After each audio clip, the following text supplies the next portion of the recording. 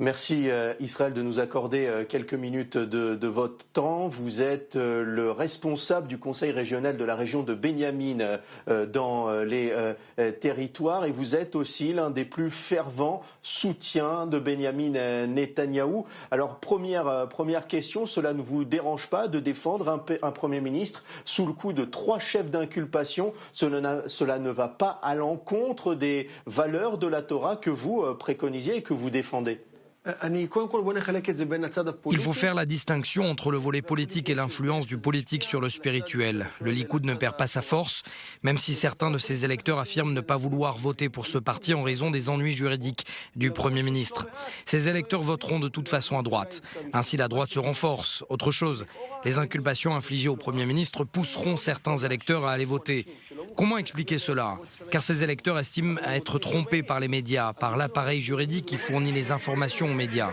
Benyamin Netanyahou est le Premier ministre le plus attaqué de toute l'histoire d'Israël.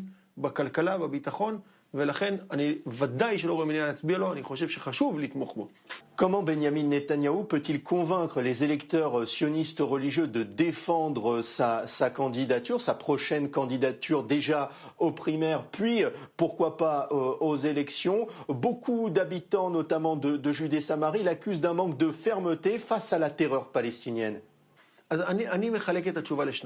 Il y a 2 choses. On ne peut pas dire que le gouvernement fait preuve d'un manque de fermeté. En tant que responsable du conseil régional, Benyamin, qui a subi le plus grand nombre d'attaques ces derniers mois, notamment à Ofra et Givat Asaf, je vois l'armée travailler jour et nuit pour éviter d'autres attaques. Mais en revanche, je l'ai dit au Premier ministre, il faut faire plus en Judée-Samarie. Il faut annexer la Judée-Samarie. Il faut encourager les implantations.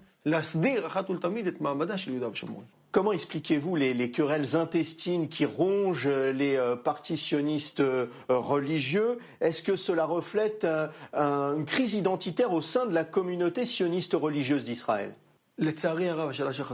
C'est une bonne question. Je considère tout le monde comme mes amis et j'observe ces rivalités avec douleur. L'objectif est d'aller au-delà des querelles pour offrir à la population sioniste religieuse la place qui lui revient. Il faut une union entre tous les partis sionistes religieux. Je respecte les orthodoxes, mais chaque secteur doit avoir son parti qui le représente. Aujourd'hui, les guerres internes causent du tort à notre communauté. Est-ce que les voix des sionistes religieux d'Israël décideront du sort de ces 3e élections? Et comment parvenir à éviter l'éparpillement des voix à droite?